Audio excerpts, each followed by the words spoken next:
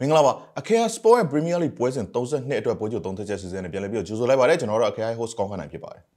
မင်္ဂလာပါကျွန်တော်တို့မြန်မာလိန်ကစားသမားဟောင်းနန်းအောင်ဖြစ်ပါတယ်အကိုကြီးဒီတစ်ခေါက်ဒါပွဲစဉ်32ကတော့ဒါအသင်းကြီးအချင်းချင်းထိတိုက်တွေ့ဆုံမှုကတော့ဒါနဲပါရလို့ကျွန်တော်ပြောရမယ်ဒီထဲမှာကျွန်တော်ဒါပြည်သက်စိတ်ဝင်စားဖို့ကောင်းမဲ့ပွဲစဉ်တစ်ပွဲကိုတော့ရွေးချယ်ပေးထားရဗျဘယ်ပွဲစဉ်လေးများဖြစ်မလဲဆိုတော့ပြောပြပေးပါဦးဟုတ်ကဲ့ပါကိုဒီတစ်ခေါက်ရေးချပေးထားတဲ့ပွဲစဉ်ကတော့အခုလာမယ့်တင်းနှုတ်နေည10နိုင်မှာရှင်မြန်ကစားမယ် Newcastle United အသင်းနဲ့ Manchester United အသင်းတို့ရဲ့ပွဲစဉ်ပဲဖြစ်ပါတယ်ခင်ဗျာလက်ရှိ Newcastle United အသင်းကတော့ဒါ Premier League အမှတ်ပေးဇယားရဲ့အဆင့်9နေရာမှာရပ်တည်နေတာဖြစ်ပြီးတော့ Manchester United အသင်းကတော့အဆင့်73နေရာမှာရပ်တည်နေတာဖြစ်လို့သူတို့အနေနဲ့တော့ဒီဟာဒီအတွက်ဘာမှသူတို့တိတ်ပြီးတော့မျှော်မှန်းစရာတော့မရှိတော့ဘူးတစ်ဖက်က Newcastle United ကကျတော့ဒါအဆင့်9အတွင်းဝင်ရောက်နေတယ်ဆိုတာကနောက်နှစ်ရာသီ Champion League အတွက်မျှော်မှန်းလို့ရတယ်ဆိုတဲ့အနေအထားတစ်ခုမှတော့ရှိနေသေးရဲ့ဗျပြောရမယ်ဆိုလို့ရှိရင်အမှတ်ပို့ပြီးတော့လိုအပ်နေတာက Newcastle United အသင်းဖြစ်ပြီးတော့ Manchester United အသင်းကတော့ဒါ9-9ရှုံသူ့အနေနဲ့ဘာမှတိတ်ပြီးတော့ဒါကွာခြားမှုရှိမှာတော့မဟုတ်တော့ဘူးဆိုတော့ Premier League မှာဆိုရင်လည်းဒါဒီနှစ်သင်းကဒါ Newcastle ကပို့ပြီးတော့ဒါကျွန်တော်နိုင်ပွဲလိုအပ်နေရဆိုတဲ့အနေအထားဖြစ် Manchester United အသင်းကတော့ Premier League မှာဒါတိတ်ပြီးတော့သူတို့အနေနဲ့လုပ်ပြစရာမရှိတော့တာဖြစ်တဲ့အတွက်ဒါကျွန်တော်သူတို့အဓိကအားစိုက်စရာ Europa League ပဲကြံတော့တယ်လို့ပြောလို့ရတဲ့အနေအထားတစ်ခုမှာ Manchester United အသင်းအနေနဲ့ဒီနေ့ပွဲစဉ်မှာဘယ်လောက်ထိစူးစမ်းအားထုတ်လာမလဲတစ်ဖက်က Newcastle United အသင်းကရောလိုအပ်နေတဲ့ဒါနိုင်ပွဲတစ်ပွဲနဲ့ရမှတ်3မှတ်ကိုရှာဖွေတွေ့ရှိသွားနိုင်မလားဆိုတာကိုဆက်လက်စောင့်ကြည့်ရမှာဖြစ်ပြီးတော့ဒီနှစ်သင်းရဲ့ရှေ့ရပွဲစဉ်တွေရဲ့ရလဒ်တွေနဲ့အတူပဲစလိုက်ကြအောင်ဟုတ်ကဲ့ပါကိုဒီနေ့တဲ့ရှေ့ရပွဲစဉ်တွေရက်လက်တွေကိုကြည့်မယ်ဆိုတော့ Newcastle ကတော့တော်တော်လေးကိုတည်ငြိမ်နေတဲ့ခြေစွမ်းပိုင်းကိုကျွန်တော်ဒီစွမ်းဆောင်ထားနိုင်တာတွေ့ရတယ်။တစ်ဖက်က United ကတော့ဒီ International Break အပြီးမှာပြန်ပြီးတော့ရက်လက်ပိုင်းလေးတွေဆိုးရွားလာတာကိုကျွန်တော်တွေ့ခဲ့ရတယ်ဗျ။ Newcastle ကကျွန်တော်တို့နောက်ဆုံးကျွန်တော်ဒီ9ပွဲမှာဆိုရင် Brighton FA Cup မှာရှုံးနေပြီးတဲ့ပွဲစဉ်ကစပြီးကျွန်တော်တို့နောက်ထပ် Premier League ရှင်မြန်ကစားတဲ့4ပွဲလုံးစတိုက်နိုင်ထားတယ်။ရှုံးပွဲမရှိခဲ့ဘူး။နိုင်ထားတဲ့အသင်းတွေမှာလည်းကျွန်တော်ဒီ Liverpool တို့လိုအသင်းကောင်းတွေပြီးရင်နောက်ထပ်ကျွန်တော်ဒီ Brentford တို့လိုအသင်းကောင်းတွေ Leicester တို့ကျွန်တော်ဒီ West Ham တို့ United တို့လိုတက်ဆင်းစုံနာကအသင်းတွေကိုလည်းနိုင်ခဲ့တာတွေ့ရတယ်။အဲ့ဒီပြင်မှာ Newcastle အခုလက်ရှိအဆင့်9မှာရပ်တည်နေတဲ့အတွက်ကြောင့်လာမယ့်ရာသီမှာကျွန်တော်ဒီ Premier League က9သင်းอ่ะဗောနော်ကျွန်တော်ဒီ top 5 9သင်းကလာမယ့်ရာသီကျွန်တော် Champions League ကိုတိုက်ရိုက်ဝင်ရမှာဆိုတော့သူတို့အတွက်ကတော့ဒီရာသီမှာတခြားဘာမှလည်းအောင်ဆိုင်စရာမရှိတော့သလို FA Cup ကလည်းထွက်လာပြီဖြစ်တဲ့ကြောင့်မို့ရာသီကုန်တဲ့ခါကျရင် top 5တွင်ဝင်အောင်အတွက်ကျွန်တော်ဒီအောင်ဆိုင်ရတော့မယ့်အနေအထားလေးမှာရှိလာပြီဗျ။တစ်ဖက်က United ကကြတော့အဲ့လိုမဟုတ်ဘူး။နောက်ဆုံးကစားခဲ့တဲ့9ပွဲမှာဆိုရင်လည်းကျွန်တော်ဒီ International Break မတိုင်ခင်မှာတော့9ပွဲစတိုက်ရှုံးပွဲမရှိဘဲနဲ့ဒီပွဲနေနဲ့နိုင်ပွဲတွေရရှိခဲ့တယ်ဆိုပေမဲ့ International Break အပြီးမှာ Premier League မှာကျွန်တော်ဒီ Forest နဲ့ Man City ကို2ပွဲစတိုက်တွင်းကိုရရှိအောင်ဆောင်းဆောင်နိုင်ခြင်းမရှိဘဲနဲ့ကျွန်တော်တို့တွင်းကိုကအခုထိမရသေးဘူးဗျ Premier League တွင်းကိုအဲ့တော့ဒီချိန်တွေးဆုံလာမယ့်အသင်းကလည်း Newcastle လည်းဖြစ်နေတယ်အဝေးကွင်းလည်းဖြစ်နေတယ်လက်ရှိတိုက်စစ်ပိုင်းကလည်းတော်တော်လေးကိုစိုးစိုးရွားနေကျွန်တော်ဆောင်းဆောင်ပိုင်းကကြာဆင်းနေဆိုတဲ့အနေအထားမှာ Europa League ကပို့ပြီးအရေးကြီးနေဆိုတဲ့အခြေအနေမှာ United အနေနဲ့ဒီ Premier League ဒီပွဲကိုကျွန်တော်ဒီပြောရမယ်ဆို Europa League ကအောင်ဆိုင်ပြီးတော့ကစားပါမလားဆိုတဲ့အနေအထားလေးလည်းရှိတယ်အဲ့တော့ဒီပွဲစဉ်ကတစ်ဖက်ကကျွန်တော်ဒီ Champions League ဝင်ခွင့်အတွက်ရမှတ်3မှတ်အပြည့်ရဖို့လိုနေတဲ့အချိန်မှာတစ်ဖက်က United ကတော့ဒီပွဲစဉ်ကသူတို့အတွက်အရှုံးနိုင်ဆိုတဲ့ရလက်ကဘာမှအရေးမကြီးဘူးအကျိုးသက်ရောက်မှုမရှိဘူးဆိုတဲ့အနေအထားမှာတော့ဂုဏ်သိက္ခာတစ်ခုအတွက်ပဲဒီပွဲစဉ်ကိုလာရောက်ရှင်မြန်ရမှာဗျအဲ့တော့ဘယ်လိုအနေအထားမျိုးလေးဖြစ်လာမလဲဘယ်လိုပွဲထွက်လူစင်းနေခင်းချင်းရမယ်ဆိုတဲ့အနေအထားလေးရစစိတ်ဝင်စားဖို့ကောင်းတဲ့ပွဲစဉ်တွေဖြစ်ပါလိမ့်မယ်ခင်ဗျဟုတ်ကဲ့ကိုကြီးဆိုတော့လက်ရှိဒါ Premier League မှာဒါကျွန်တော်အနေအထားတွေအရာတော့ Newcastle အသင်းကတော့ပုံမှန်တိုင်းပဲနောက်ဆုံး Premier League 4ပွဲဆက်တိုက်ကိုအနိုင်ရရှိထားခဲ့သလိုဒါကျွန်တော်တို့အဓိကဒီယာဒီအတွက်ဒါကျွန်တော်တို့ဒါ Premier League အမှတ်ပေးဇယားရဲ့ဖလားစိန်ခေါ်သူဒါကျွန်တော်တို့ဒါချန်ပီယံလောင်းလို့ပြောလို့ရမယ်လီဗာပူးအသင်းကိုပါသူတို့အနိုင်ရရှိထားရဗျဒီအနေအထားတွေက Newcastle United အသင်းကဒါ Premier League မှာသူတို့ဘယ်လောက်ထိလုပ်ပြနိုင်တယ်လဲဆိုတော့ကိုပြသပြီးသားဖြစ်တယ်လို့ယာဒီကောင်မှလည်းအဆင့်9အတွင်းဝင်ရောက်ဖို့အတွက်အခြေအနေကောင်းတွေကိုအခုချိန်မှာတွေ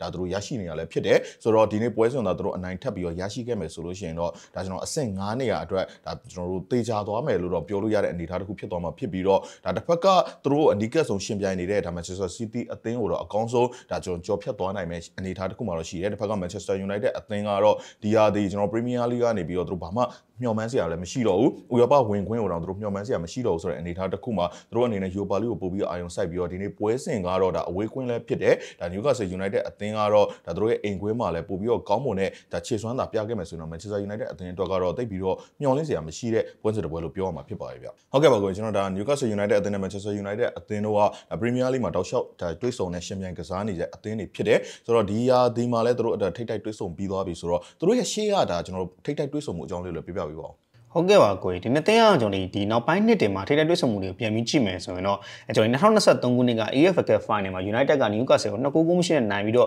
ဖလားရပြီးနောက်ပိုင်း Newcastle နဲ့ United နဲ့တွဲဆုံတဲ့အချိန်တိုင်းမှာ Newcastle ကပိုပြီးအသာစီးရနေတာကျွန်တော်တွေ့ရတယ်။အဲ့ဒီ AFL Cup Final အပြီးမှာနောက်ဆုံး9ချိန်တွေ့ခဲ့တယ်။နှစ်သင်းကြားတွဲဆုံခဲ့တဲ့နောက်ဆုံး9ချိန်မှာ Newcastle က4ချိန်ထိနိုင်ပြီးတော့ United ကတစ်ချိန်ပဲနိုင်ခဲ့တယ်ဗျ။နိုင်ခဲ့တဲ့တစ်ချိန်ကတော့ပြီးခဲ့တဲ့နှစ်ကကျွန်တော် United အင်္ဂလန် Old Trafford မှာရှင်ပြိုင်ကစားခဲ့တဲ့ဂျာတီကုံဆုံးကန်ဒီပွဲစဉ်မှာ United က3-2နဲ့နိုင်ပြီးတော့အဲ့ဒီပွဲပဲနိုင်ပြီးတော့ကျန်တဲ့၄ပွဲလုံးမှာ United ကရှုံးခဲ့တယ်ရှုံးခဲ့တဲ့အပြုံမှာရှုံးခဲ့တဲ့ပွဲစဉ်တိုင်းမှာ United ကသွင်းကိုရရှိအောင်မစွမ်းဆောင်ထားနိုင်ခဲ့ဘူးဗျဒီဟာဒီပထမအကျော့ Old Trafford ရဲ့ကျွန်တော်ဒီအင်္ဂလန်မှာလက်ခံရှင်မြန်ကစားတဲ့ပွဲစဉ်မှာလည်း2 ဂိုးမရှိနဲ့ရှုံးခဲ့တယ်အဲ့မတိုင်ခင်နောက်ထပ်3ချိန်မှာလည်းရှုံးနေခဲ့တဲ့3ချိန်လုံးမှာ Newcastle က 1-0 2-0 3-0 ဆိုတဲ့ရလဒ်တွေနဲ့ပေးကိုမဲနဲ့ကျွန်တော်ဒီ clean sheet နဲ့နိုင်ထားတဲ့ပွဲစဉ်တွေမှာကျွန်တော် United အနေနဲ့ဖျက်ဆီးခဲ့ရတာဗျဒီတစ်ချိန်တွဲဆုံတဲ့အချိန်မှာလည်း United ကတိုက်စစ်ပိုင်းကနောက်ဆုံး2ပွဲဆက်တိုက် Premier League မှာဂိုးပေါက်ပြောက်ခဲ့တယ်ဒီတစ်ချိန်မှာအဝေးကွင်းလည်းဖြစ်နေတယ်အမတ်လိုနေတဲ့ Newcastle လည်းဖြစ်နေတယ်ဂျာရက်ထဲမှာလည်း Europa League ကစားရတယ်ဒါပွဲပြီးရင်လည်းကျွန်တော်ဒီနောက်ထပ်အရေးကြီးတဲ့ Europa League ဒုတိယကြော့ကစားမှာဆို United အနေနဲ့ဒီပွဲစဉ်မှာရောကျွန်တော်ဒီရက်လက်ကောင်ရရှိဖို့တက်ဆိုင်တော့တွင်းကိုတကိုးရရှိအောင်စွမ်းဆောင်နိုင်မှုအတွက်လွယ်ကူပါမလားဆိုတဲ့အနေအထားလေးပြန်ပြီးတော့စဉ်းစားရမယ့်အနေအထားလေးဖြစ်လာပြီဗျအဲ့တော့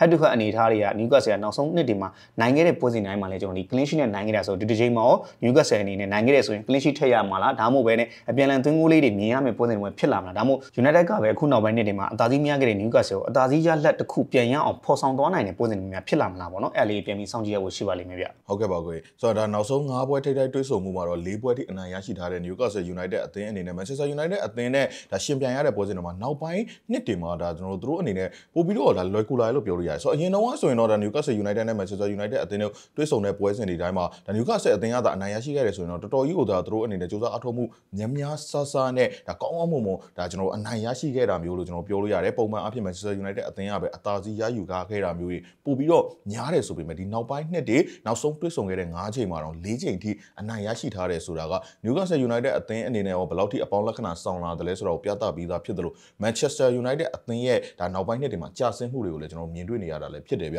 ဆိုတော့ပထမအကြော့မှာလည်းဒါကျွန်တော်အိမ်ကွင်းမှာတော့ရှုံးနေထားခဲ့တဲ့ Manchester United အသင်းအနေနဲ့ဒီတစ်ခေါက်အဝေးကွင်းမှာတော့ရလက်ကောင်ထွက်ပေါ်ဖို့ဆိုတော့တော်တော်ကြီးကိုခက်ခဲအောင်မယ်ဗ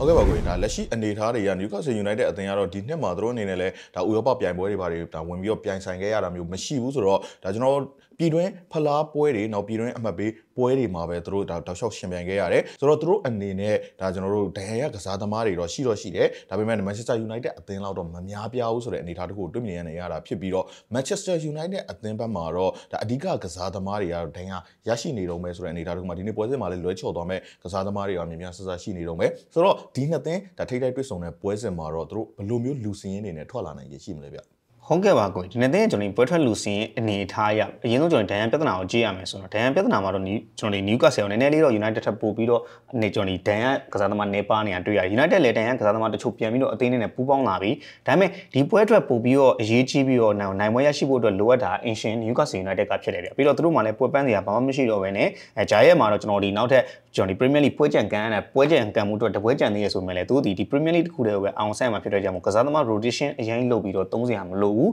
ကစားသမား line နဲ့ဆက်တဲ့အပြည့်အဝသုံးလို့ရတယ်ဒန်ရအစင်းရောဒီပွဲစဉ်မှာ Newcastle အနေနဲ့ကျွန်တော်ဒီ Kanzika Lascelles ကွင်းလျာ Wellop နဲ့ကျွန်တော်ဒီ Kanzika Lewis ရော 7 Bowman တို့ကလွှဲရင်ကျွန်တော်ဒီကျန်တဲ့ကစားသမားအစုံနဲ့ပါနိုင်မဲ့ Anthony Gordon လည်းပြန်ပြီးတော့ပါဝင်မှုအတွက်ဒီပွဲစဉ်ကိုကျွန်တော်ဒီအခွင့်အရေးရှိတယ်ဗျအဲ့တော့ Newcastle မှာမတေချာဆိုလို့ Anthony Gordon တယောက်လောက်ပဲကျွန်တော်တို့ဒီပွဲစဉ်မှာပါမတေချာတာရှိမယ်ကျန်တဲ့ 4 ယောက်ကတော့တေချာဖို့လွှဲချုပ်ဖို့ရှိမယ်ဗျတစ်ဖက်က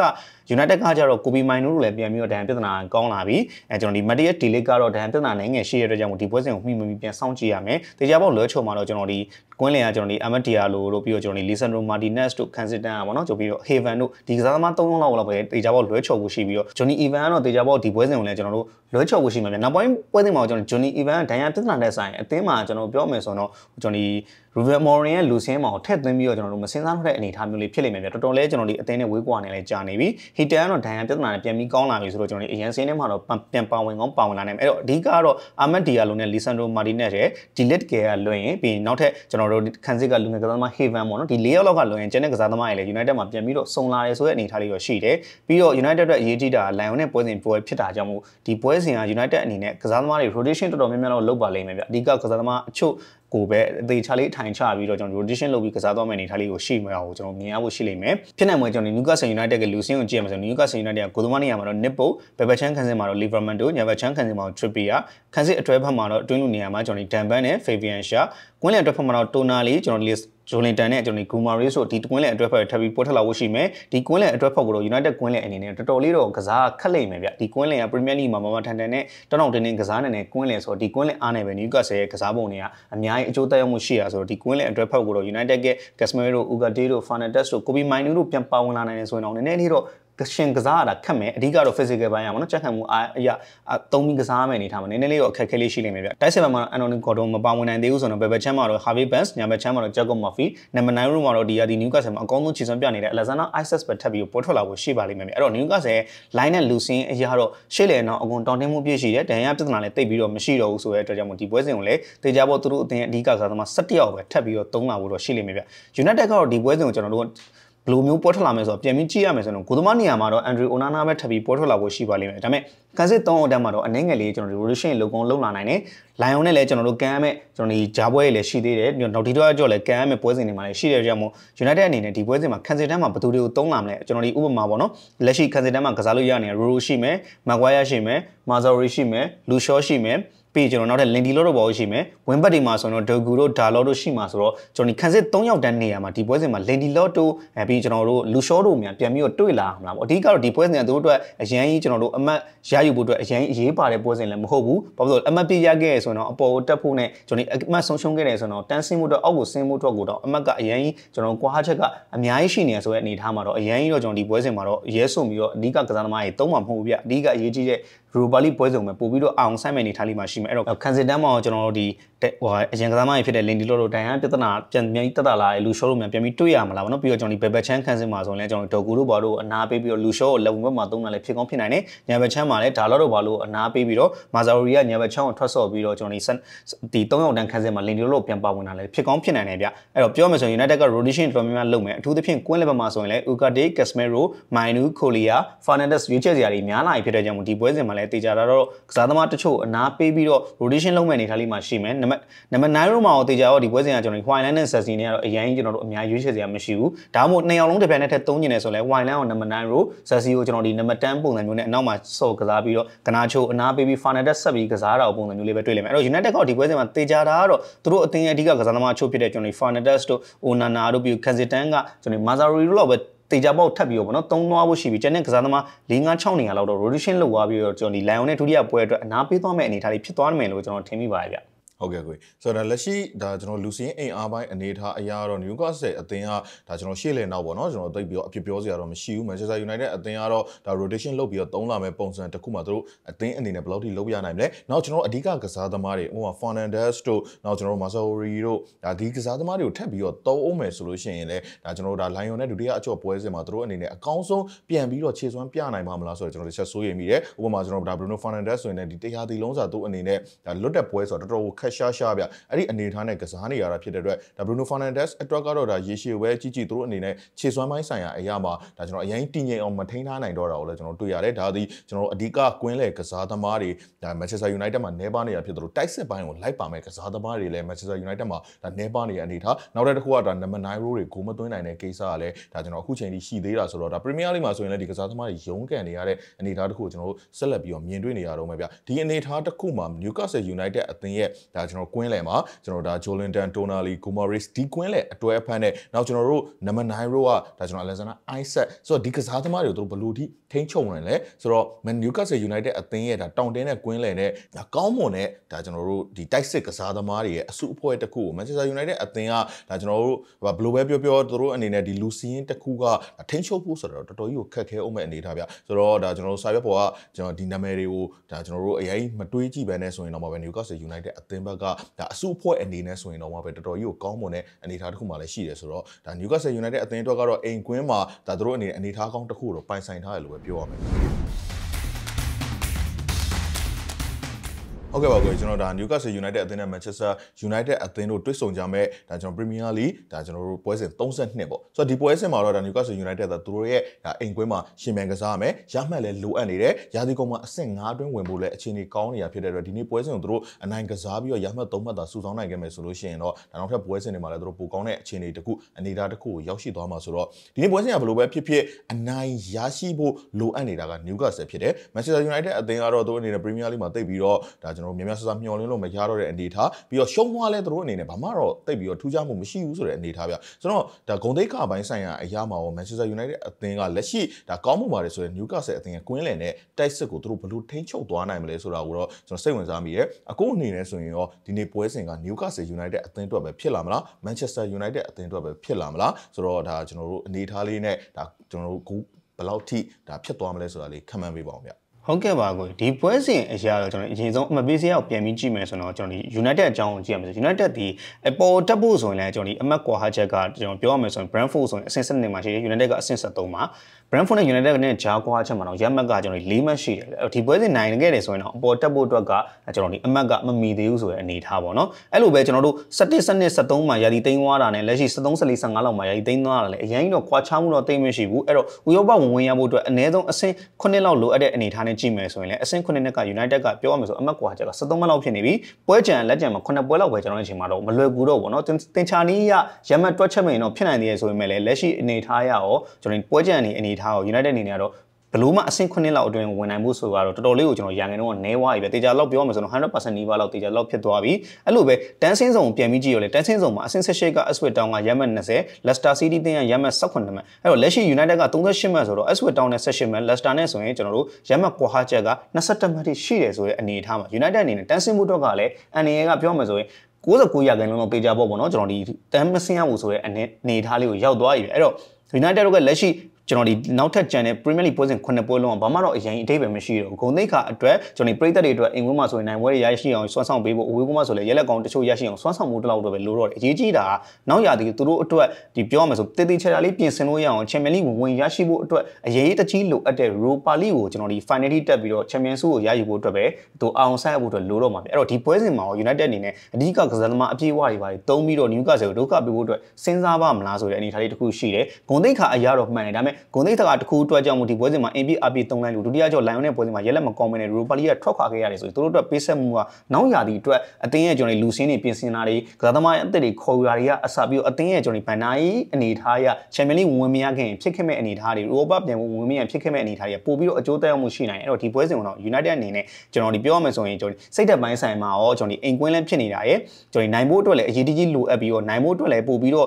အားဆိုင်ကစားမဲ့ Newcastle အသင်းရဲ့ကစားသမားတွေရဲ့စိတ်သက်ပိုင်းဆိုင်ရာထပ်ပို့ပြီးပြင်းထန်နေပါမလားပေါ့နော်အဲ့လေပြန်ပြီးစောင့်ရဖို့ရှိမယ်လက်ရှိ Newcastle ကတော့အမှတ်မှာကျွန်တော်ဒီပြန်ပြီးကြည့်ရမယ်ဆိုအဆင့်9မှာဒုတိယကကျွန်တော်ဒီ Man City Aston Villa တို့ကိုကျွန်တော်တမတ်စီပေါ့နော် Man City ကိုတမတ် Aston Villa ကို2မှတ်ဖြတ်ထားပြီးတော့လက်ရှိအဆင့်9မှာရက်တည်နေအဲ့ပြင်သူတို့ကတပွဲကြံနေဗျတပွဲရောအနေထားနဲ့ဒါဖြတ်ထားရဲဆိုတဲ့အနေထားဒီပွဲမှာ United ကိုနိုင်လိုက်တယ်ပွဲကြံမှာလည်းနိုင်လိုက်တယ်ဆိုရင်ကျွန်တော်ဒီ Man City တို့ Aston Villa ကိုနိုင်ခဲ့တယ်ဆိုတော့ကျွန်တော်ဒီ Man City ကိုဆိုရင်4မှတ် Aston Villa ကို5မှတ်ဆိုပြီးဖြတ်သွားနိုင်မယ့်အနေထားရာသီကုန် Top 5ထဲဝင်မှုအတွက်တော်တော်လေးကိုအခြေအနေကောင်းလာမယ့်အနေထားလေးရှိတယ်အဲ့တော့ဒီပွဲစဉ်ကိုသူတို့ကလည်းအိမ်ဝင်ဖြစ်နေတာရယ်လက်ရှိ Manchester United အသင်းရဲ့ခြေစွမ်းပိုင်းအရာရောကစားသမားတွေရဲ့ကျွန်တော်ဒီပွဲပတ်မှုဒဏ်အနေအရာရော Europa League ကိုကစားရမယ်ဆိုတော့ကျွန်တော်နောက်ထပ်ရှိနေတဲ့ပြိုင်ပွဲအနေထားကို Newcastle တော့ပို့ပြီးအဆအဆအရာအသာစီးရနေပါအဲ့ဒါပြောမှ United ကွင်းလယ်ရဲ့ကျွန်တော်ဒီ physical ပိုင်းလိုက်ပါတော့ရုပ်ပိုင်းဆိုင်ရာအရာအားနည်းချက်ကို Newcastle အသင်းရဲ့ကွင်းလယ်ကရုပ်ပိုင်းဆိုင်ရာတောင့်တင်းမှုကလည်းကျွန်တော်တို့အကောင်းဆုံးအသုံးချပြီးကစားနိုင်တယ်ဆိုတဲ့အနေထားမှာကျွန်တော်ဒီတိုက်စစ်ပိုင်းက Alexander Isak တို့ကျွန်တော်ဒီ Jacob Murphy တို့ Harvey Barnes တို့အကဲ Anthony Gordon တို့ပါဝင်နိုင်လို့ကစားနိုင်တယ်ဆိုရင်ဒီကစားသမားရဲ့တိုက်စစ်ပိုင်းစွမ်းဆောင်ရ United အနေနဲ့တော့မိနစ်90အတွင်းမှာ Newcastle အသင်းကိုတောင့်ခံနိုင်မှုတော့မလွယ်ဘူးဗျ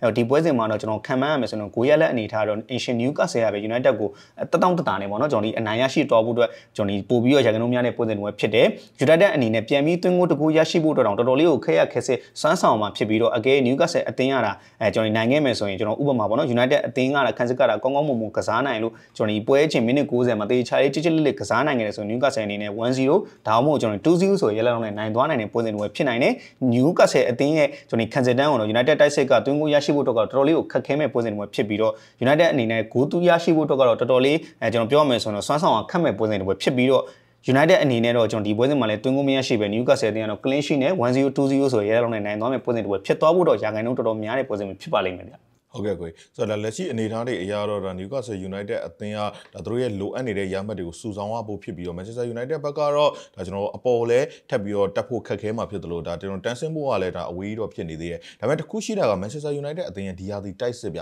Premier League မှာဒါကျွန်တော်အဆင့်73နေရာမှာရပ်တည်နေတယ်ဆိုပေမဲ့ဒါကျွန်တော်အဆင့်18နေရာက Wolverhampton နဲ့ရှင်ကြည့်မယ်ဆိုရင်တော့ပဲအဆင့်18နေရာ Wolverhampton ဒီဒါတွင်းကိုဒီ43ဂိုးအထိရှိခဲ့တာဆိုတော့ Manchester United အသင်းကတွင်းကို100ဒီလုံးစာမှာ38ဂိုးရှိခဲ့တယ်ဆိုတော့ပြောရမယ်ဆိုလို့ရှိရင်ဒါ Wolverhampton အသင်းကဒါဂိုးသွင်းတယ်လို့ဂိုးလည်းပြန်ပေးရလို့ဒါသူအနေနဲ့ဒါ -16 ဆိုပြီးတော့ဂိုးကချာချက်ဖြစ်နေတယ်ဆိုရင် Manchester United အသင်းကဒါကျွန်တော်တို့ -4 အထိဂိုးကချာချက်ဖြစ်တယ်38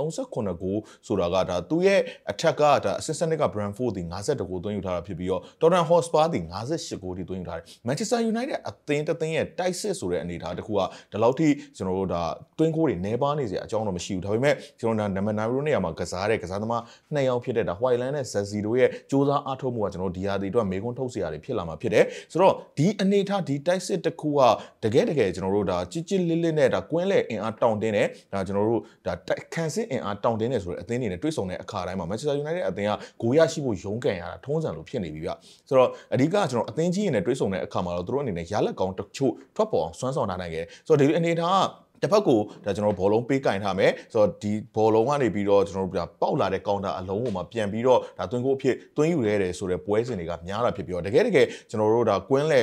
ဒါကြစ်လေးနဲ့ဒါကန်စစ်ပိုင်းကြစ်လေးစော့ကစားတဲ့အသင်းတွေအတွက်ကတော့ Manchester United အသင်းကတော်တော်ကြီးကိုကစားရခက်ခဲခဲ့တဲ့ယာတီလို့ပဲကျွန်တော်ပြောရမယ်ဗျဒီအနေထားတွေကြောင့်ဒီနေ့ပွဲစဉ်မှာလည်း Newcastle United အသင်းကို Manchester United အသင်းကအဝေးကွင်းမှာတွားရောက်ပြီးတော့ဒါရှင်ပြိုင်ကစားမဲ့အနေထားတစ်ခုမှာသူ့အနေနဲ့ဘလို့မှလွယ်ကူမဲ့အနေထားတစ်ခုတော့မရှိပြီးတော့အမှတ်ပို့ပြီးလိုအပ်နေတာ Newcastleဆိုတော့ Manchester United အသင်းအတွက်ကတော့ဒီနေ့ပွဲစဉ်မှာသူတို့အနေနဲ့အများဆုံးမျှော်မှန်းလို့ရတာကသေရမှတ်ဖြစ်ပြီးတော့ဒါသေရမှတ်တစ်မှတ်ဖြစ်ပြီးတော့အကယ်၍သာသူတို့အနေနဲ့တွင်းကိုမတွင်းယူနိုင်ခဲ့ဘူးဆိုရင်တော့ဒါအရှုံးရလက်ကိုတော့ရင်ဆိုင်သွားမှာဖြစ်ပါတယ်ဆိုတော့ရလက်အနေနဲ့ကတော့အခုပြောခဲ့သလိုပဲဒါကျွန်တော်တို့ Newcastle United ဘက်ကတကူအသာလုံးနဲ့ကျွန်တော်စကြည့်ရမယ့်ပွဲစဉ်တစ်ပွဲဖြစ်ပြီးတော့ Manchester United အသင်းအနေနဲ့တွင်းကိုပြန်ပြီးတော့တွင်းယူနိုင်မှာမလားတစ်ဖက်ကလာမယ့်တိုက်စစ်ကိုသူတို့ဘယ်လောက်ထိဟန်တားနိုင်မလဲဆိုတဲ့အပေါ်မှာမူတည်ပြီးတော့ပဲဒီနေ့ပွဲစဉ်ရဲ့အဖြေရလက်ကထွက်ပေါ်သွားလိမ့်မယ်လို့ကျွန်တော်ပြောရမှာဖြစ်ပြီးတော့ Newcastle United အသင်းကတော့အနိုင်ရရှိမယ်ဆိုရင်တော့တကူအသာကနေစပြီးတော့ဒါ2ဂိုးလောက်ထိဒါကျွန်တော်အနိုင်ရရှိဖို့အတွက်များတဲ့ပွဲစဉ်တစ်ပွဲလို့ပဲပြောရမယ်ဗျဟုတ်ကဲ့ပါကိုကျွန်တော်ဒါ Newcastle United အသင်းနဲ့ Manchester United အသင်းတို့ရှင်ပြိုင်ကစားကြမဲ့ Premier League ပွဲစဉ်32အတွက်ပွဲချိန်လေးကိုလည်းတစ်ချက်လောက်ပြပြပေးပါအောင်ဗျဟုတ်ကဲ့ပါကိုဒီပွဲစဉ်ကတော့ Premier League ပွဲစဉ်32ရဲ့ပွဲစဉ်ဖြစ် Newcastle United နဲ့ Manchester United တင်ကအခုလာမဲ့တင်းဦးနေည10:00နာရီမှာရှင်ပြိုင်ကစားသွားကြမှာဖြစ်ပါတယ်ခင်ဗျာဒါကတော့ Newcastle United အသင်းနဲ့ Manchester United အသင်းတို့ရှင်ပြိုင်ကစားကြမဲ့ Premier League ပွဲစဉ်32အတွက်ပွဲချိန်30ချက်စီစဉ်မှာဖြစ်ပါတယ်နောက်ထပ်ပွဲစဉ်တွေနဲ့တူလည်းပြန်လာခဲ့ပါဦးမယ်ဗျ